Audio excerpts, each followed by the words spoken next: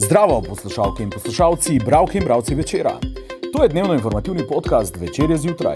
Dobrodošli v naši družbi. Z Večerom razumete bolje. Danes je ponedeljek, 25. maj 2026.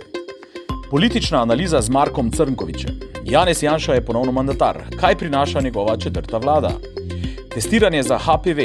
Zakaj bodo ženske ginekologo šle redkeje? Končala se je sezona v nogometni prvi ligi. Celjani slavijo, v Mariboru pa sezona za pozabo. Kakšno je sicer stanje našega klubskega nogometa? Naročite se na podcast, da boste obveščeni ob izdaji naslednje epizode. Vse skozi smo z vami na večer.com. Tako za začetek novega delovnega tedna si privoščimo še svežo politično analizo. Slovenija je v obdobju politične tranzicije, tako rekoč predajanja oblasti med Janezom Janšo, ki je v petek z 51 glasovi v Državnem zboru postal novi mandatar, četrtič predsednik slovenske vlade, in pa Robertom Golobom, odhajajočim premierjem, ki se svojo levo-sredinsko vladajočo kompozicijo počasi poslavlja. Zato je z nami v studiu Marko Crnkovič, naš urednik in kolumnist, s katerim bova odgovorila na nekaj bistvenih vprašanj. Marko, zdravo. Zdravo, Matija. Torej, petkova mandatarska seja, Janša je dobil en glas več, kot se mu je nekako napovedovalo, torej 48 glasov. Poslanci, ki so seveda napovedali, na eni strani seveda Slovenske demokratske stranke, potem Logarjevih demokratov in pa seveda tega trojčka Nove Slovenije, Fokusa in pa Slovenske ljudske stranke, ob tem še dva manjšinska poslanca in ta famozni, za zdaj neznani 51. prebežnik, tako rekoč, v to novo vladno večino. Ampak preden greva iskat tega moža ali gospo, ki se je skrila v tajnem glasovanju, v ta 51. glas, vseeno.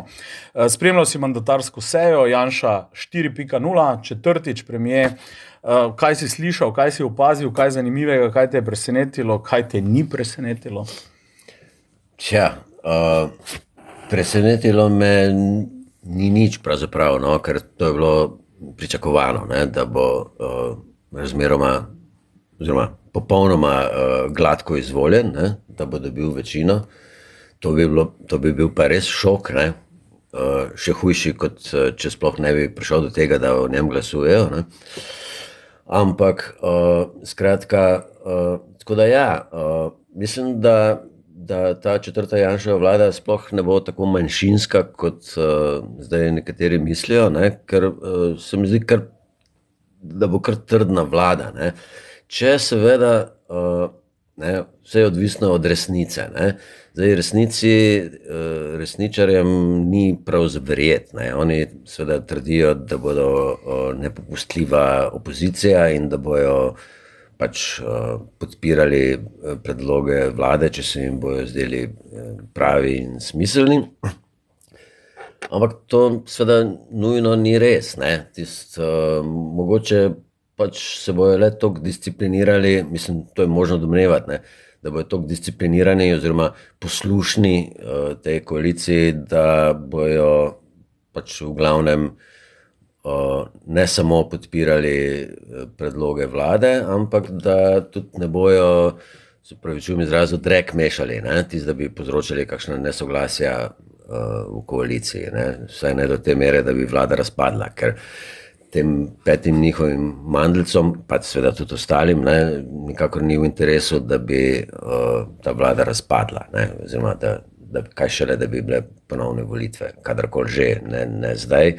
Zdaj je seveda manj verjetno, niti čez leto, dve ali kadarkoli predčasno. Ne.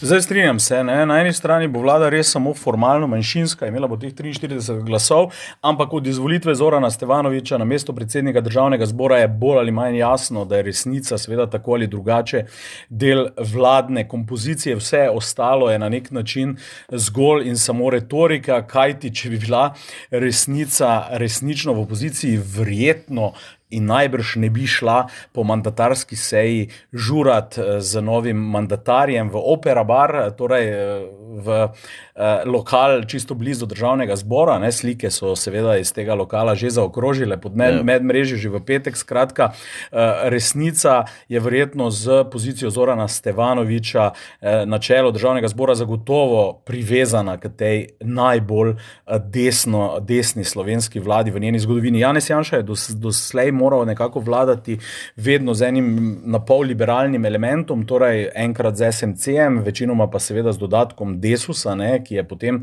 seveda občasno neka nesoglasja v koaliciji povzročal, tako da moje pričakovanje je, da bo to, bom rekel, zelo vsebinsko, programsko homogena vlada, vsaj na začetku. Homogena že, ne, jaz bi tako rekel, ne, da ni nujno, da bo to najbolj desna vlada od vseh dosedanjih Janševih vlad. Ne. Mislim, da je bila prejšnja, se pravi tretja.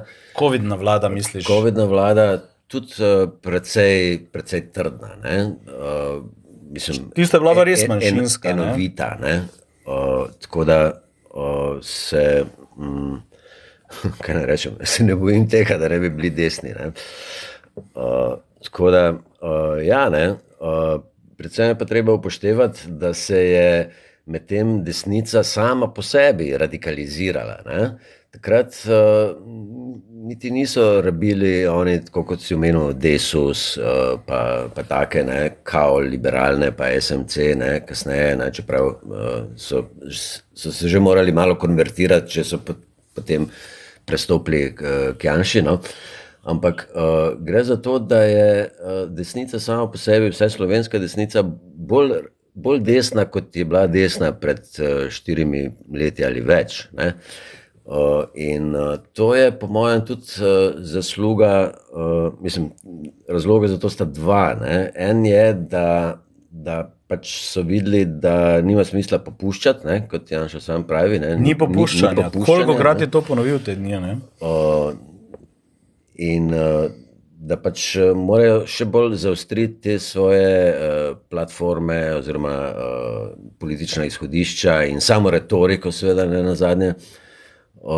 In da je ta desnica bolj desna, kot je bila kjerkoli do zdaj. Ne. Tudi navsezadnje, COVID je bil neke vrste opravičilo, ne. Karkoli so že delali, ne bom rekel, da je bilo prav, da so ljudi špricali z vodnimi topovi, no, ampak to so bile le nekake izredne razmere, pač so bile tako deklarirane ali ne, ne.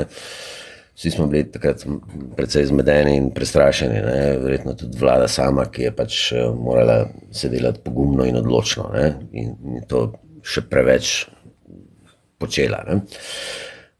Tako da drugi razlog je pa ta, ne, da je to dodatno podesničenje desnice tudi posledica tega še dodatnega polevičenja levice. Torej te polarizacije. Polarizacije, izpraznjena sredina, ne, o kateri je sicer Logar neprestano govoril. Ja, seveda. Hočem reči, bolj ko so se stopnjevale te napetosti med levim in desnim blokom, bolj so se oddaljevali vsak na svojo stran, ne, bolj radikalno na levico in desnico. Ne. Pa ne samo zaradi levice same, stranke Levica, ne, z veliko začetnico. Ne. Tako da to je seveda desnici prav prišlo, da so pač govorili o tem, da je ta vlada tako rekoč socialistična, da ne rečem komunistična, zaradi levice in da je Golob preveč popuščal, preveč pustil do izraza tem ukrepom in vrednotam levice. Ne. Ampak dejstvo je, da tudi, hočem reči, ni samo desnica kriva za to, da je bolj desna kot kadarkoli. Ne. Kriva je za to tudi levica, ne, ki, mislim, ne eni ne drugi niso znali popuščati, niso se znali pogovarjati, niso znali iskati kompromisov, ki bi jih lahko našli. Ne. Ampak žal, na naše veselje so se vedno samo kregali, ne, ker najraje poročamo in pišemo kolumne o tem, če se kdo krega, ne, med sabo, če se ta nasprotja zaostrujejo, če padajo težke besede, žaljivke itd., ne, z obeh strani, to je treba povedati, ne, no, ampak hočem reči, krivda je na obeh straneh, bi rekel, no. S tem, da je desnica seveda zdaj znala profitirati od tega. Ne? Ja, Janša je nekako zelo precizno, skoraj da klinično, natančno izpeljal vse korake po volitvah. Najprej te volitve tako rekoč spodbujal, povzročal nek kaos, nek dvom v legitimnost, v ozadju pa očitno že sklenil nek dogovor z Zoranom Stevanovićem in tako dalje. In vse ostalo od tiste znamenite seje, mislim, da je bila 10. aprila, ko je Stevanović postal predsednik DZ-ja, je bilo vse bolj ali manj predvidljivo. Kar pa je mogoče noviteta, je pa to, da je ta vlada nastajala kar precej daleč od oči javnosti, medijev, v neki tajnosti so se sestajali, niso komentirali posameznih postopkov. In ne samo to, v četrtek, ko so torej podpisali koalicijsko pogodbo, so to naredili za zaprtimi vrati in v javnost, v eter spustili samo posnetke, slike, posnete izjave in tako naprej, torej brez možnosti medijev, da pridejo in jih izprašajo o tem. Očitno je to seveda že tudi neka nova praksa, ki jo lahko pričakujemo, ki kaže na nek način na odmik seveda oblasti od javnosti in tako naprej in morda že napoved, da bo ta seveda valjar peljal za neko kar veliko vehemenco. Ja, seveda. No, to še ni najhujše, da so to podpisali za zaprtimi vrati. Navsezadnje, če sklepajo tako koalicijo, je normalno, da to podpišejo nek sporazum, ampak dobro, no, mislim, to še ni najhujše. Najhujše je to, da kot si sam napisal v svoji analizi, da je Janša ves čas bil tarča teh poskusov, da bi ga nekako na lep ali na grd način odmaknili iz slovenske politike, ampak ne, on se seveda ni pustil, to se je vedno izjalovilo in tako je pač on postal, kot si napisal, stalnica oziroma osrednja figura, diagnoza, konstanta te pač slovenske politike. To je dejstvo. Jaz sem nekoč davno že, ko je bil Janša še bolj normalen, da tako rečem, sem napisal, da je Janša postal to, kar so mu ves čas očitali. On v dobrih starih časih ni bil nek, mislim, strašen radikalec in ekstremen desničar, ampak dejansko so ga mediji in krivosodja, da tako rečem, so iz njega točno to delali. In on je ugotovil, da se mu to splača, požreti, ker vsi ti permanentni napadi in sodbe in procesi in to se je njemu splačalo. Tega ne bi bilo, on danes ne bi bil to, kar je, če ga ne bi ves čas napadali. In on se je pač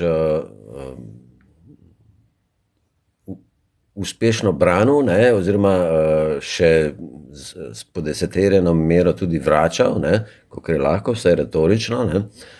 In zato imamo danes Janšo takšnega, kot je. Zanimiva teza, moram reči. Ker ni bilo vse čisto res. Mislim, bilo je tudi veliko pretiravanja. On je bil nek urangst slovenske politike. Mefisto. Koalicijska pogodba, si šel skozi, si jo pregledal? Moram reči, da nisem. Dobro, ali pa vsaj iz teh nastavkov programskih, ki jih slišimo, Janša 4.0, kakšen bo, po tvojem, kakšen lik bo zavzel tokrat? Je pričakovati v njegovem delovanju v prihodnjih, reciva zdaj 4 letih, toliko ima največ na voljo do naslednjih volitev, kaj bistveno novega? Recimo, kar nas zdaj še čaka v naslednjih dneh in tednih, je seveda tisto krem de la krem, torej predstavitev ekipe. Rekel je, zdaj sledijo seveda ta zaključna pogajanja, kdo bodo ministri in ministrice njegove vlade.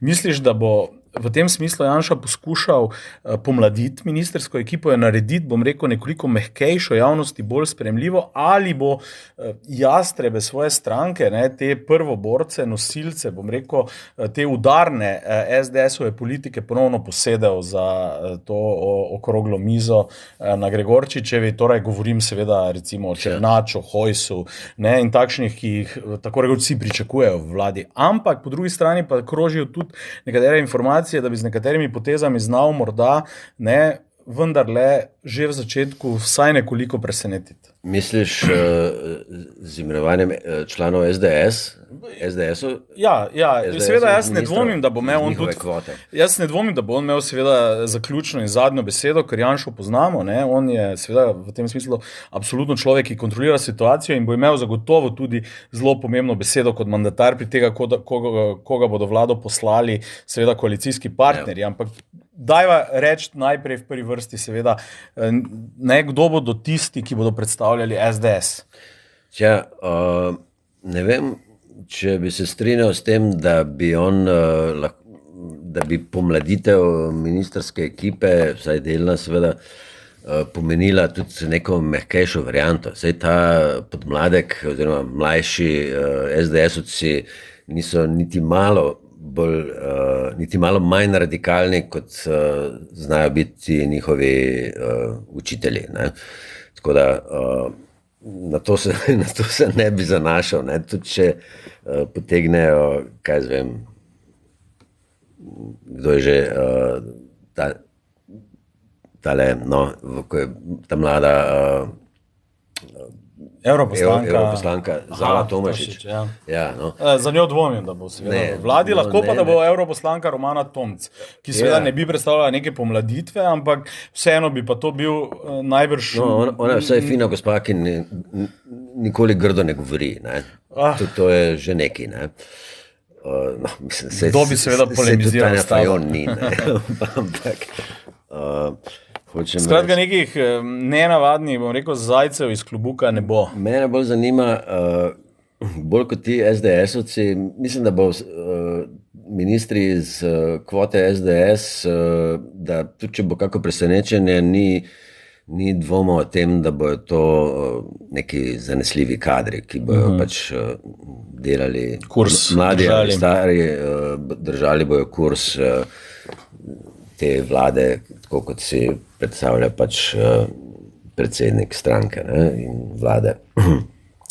Bolj me zanima, skratka, katere resorje bojo zaupali demokratom in NSI. Ne. Tako da to me še v bistvu najbolj zanima, ne, pri tem ministrskem razrezu. Že v nastajanju vlade je seveda, bom rekel, absolutno največ kritik, največ očitkov nekako požel Anže Logar, seveda, ne, zaradi vseh teh njegovih vehementnih izjav o tej politični širini, sredini in o tem, da njegove stranke v vladi, ki bo enobarvna, ne bo. Seveda bo on v tej vladi in ta vlada bo zelo enobarvna. Vrtovec je kakorkoli od začetka nekako zavračal vse druge možne politične kombinacije, posebna zgodba pa je seveda resnica, ne? Torej ta nadkoalicijska stranka ali pa neformalna zaveznica Janševe vlade, to pa je nekaj novega v slovenski politiki, ne? Vendarle je to populistična stranka, ne? Ki je tudi zadnji teden poskrbela za ogromno, bom rekel, dvignjenega prahu z tistimi izjavami, ne? O podkupninah, o njihovem odpiranju režimu in podobnemu, kar je Cirman zelo dobro na necenzuriranem napisal v kolumni, da to je taktika, ne, ki jo je ubral nekoč Boris Johnson, ne, znameniti britanski premijer, ki je nekoč dejal, če želiš preusmeriti pozornost, karkoli se v državi nekako govori, razpravlja, vrži na mizo mrtvo mačko. Ne. In potem boš v bistvu popolnoma zamegljiv. Ampak kako je rekel znameniti bivši Trumpov svetovalec Steve Bannon, ne? Treba jih zaliti s tem drekom. Toliko informacij je treba plasirati, naracij, norih zgodb, resničnih ali neresničnih, samo da vzbujajo neka čustva, po možnosti jezo, razočaranje, frustracije. Kaos. Ne? Ker pač enostavno temu ni več možno slediti. Ne? Ja. In to, po mojem, je resnica, so ti poslanci resnice, pa še kak njihov član zraven, po mojem so oni naturščiki za to. Ne? Oni niso naštudirali Steva Bannona, niti kar šele Borisa Johnsona. Ne? Ampak oni so, po naravi so taki, oni kar bleknejo. Ne? Če samega sebe citiram, ne? To, kar mislita ta Katja Kokot pa Stevanovič, ne? Za njiju dva je aktualno in resnično to, kar ona dva rečeta, o čemer razmišljata in kar rečeta. Ne? In kar razmišljata in kar rečeta, potem je to super, ne? In to pač mora veljati. Ne? To je pač popolnoma nereflektirano izjavljanje in mislim, da je to točno to, kar spontano, nenaučeno, nenaštudirano, ne strateško oni to počnejo. Točno to, kar je Steve Bannon rekel. Treba je vse medije in javnost in vse to zaliti s to gnojnico, da enostavno ne bomo več vedeli, kaj je res, kaj ni res, ne? Ali kaj drži ali ne drži. Ker če se mi zdaj ukvarjamo s 7-mestnimi številkami, se ne bomo ukvarjali z nečim bolj pomembnim. Ne? Zelo dobro, ja, se strinjam. Dve stvari še morava vreden končava omeniti. Ena je to, snemava v nedeljo zvečer. Imamo mandatarja Janšo in imamo premierja v odhajanju Goloba. In danes je prišla seveda v javni obtok novica o čestitki Benjamina Netanjahuja Janši. Golob je preko vladnega X profila skoraj da znorel, ker sta Netanjahu in Janša napovedala seveda, da bosta Slovenija in Izrael ponovno prijateljski državi. Golob je, moram reči, kar si vzel čas za to, da je to res ostro raztrgal. A je možno, da je presenečen? Torej, kdo vlada v Sloveniji? Premier v odhajanju ali mandatar? Ja. Kdo ima mandat? Trenutno oba imata pravico kaj povedati. Janša je vljuden, da sprejme čestitko in napove svetlo prihodnost dveh bratskih držav, prijateljskih. Golob pač v zadnjih vzdihljajih je malo ogorčen in se dela presenečenega, češ kako je možno, da naš predsednik vlade, slovenski predsednik vlade sprejme čestitke od Netanjahuja. In iz tega... Ampak kot pravim, če nič drugega, drugo leto bomo spet sodelovali na Euroviziji.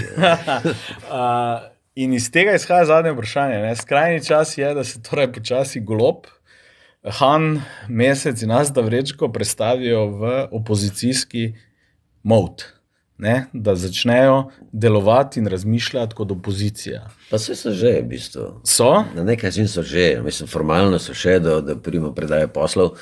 Ampak so se že predstavili, so že dali iz te misliš, ta mindset, če je že kapljeno, da niso več glavni. Da je zdaj verjetno čas za nek premislek, refleksijo, neko kadrovsko in programsko verjetno konsolidacijo in prenovo. To je drugo, ja.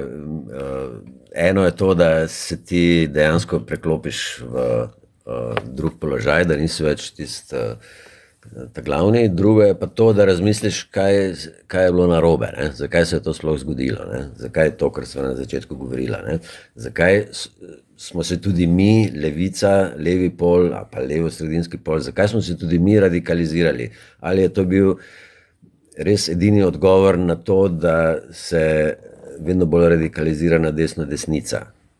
Skratka, kaj smo delali narobe, zakaj do takih čist praktičnih, da ne rečem gospodinskih zadev, kaj smo delali narobe, da nismo uresničili vsega, kar smo obljubili kot vlada, da bomo naredili. In tukaj... Ali zakaj niso ljudje to tako dojeli, če tudi smo mogoče res dobro mislili. Pa vsej mislili, ja. Naj bo tukaj pika za ta podcast, vsebine, materijala in vsega ostalega ne bo manjkalo, tudi raznih bit, tako da ne bom rekel nasvidenje v naslednji bitki Marko Crnković, ampak nasvidenje v naslednjem podcastu. Adijo, Matija. Z novim letom Slovenija uvaja spremembo pri presejanju raka materničnega vratu. Namesto testa PAP vsaka 3 leta bodo ženske od 25. do 65. leta vabljene na HPV testiranje vsakih 5 let. Nov test ne išče več sprememb na celicah, temveč prisotnost visokorizičnih sevov virusa HPV, ki lahko povzročijo raka. Bo pa tudi ta test potekal kot bris materničnega vratu, ženske tako razlike ne bodo občutile.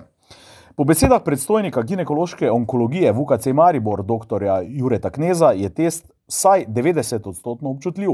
Zato omogoča zgodnejše odkrivanje tveganja in manj lažno negativnih izvidov. Strokovnjaki poudarjajo, da daljši intervali ne pomenijo večjega tveganja, saj se ta rak razvija zelo počasi. Pozitiven izvid pa še ne pomeni raka, ampak le prisotnost virusa. To sicer ne bo pomenilo, da bo bolezen po okužbi mogoče preprečiti, saj zdravila proti HPV ni. Ključna zaščita tako ostaja cepljenje proti HPV, a precepljenost v Sloveniji še vedno ni dovolj visoka. Ni bila sezona za pozabo, vsaj za vse ne. V nogometnem letu 2025-26 so blesteli v Celju, kjer so drugo zaporedno evropsko pomlad kronali še z naslovom državnega prvaka. Kljub odhodu karizmatičnega trenerja so se do krone prebili suvereno.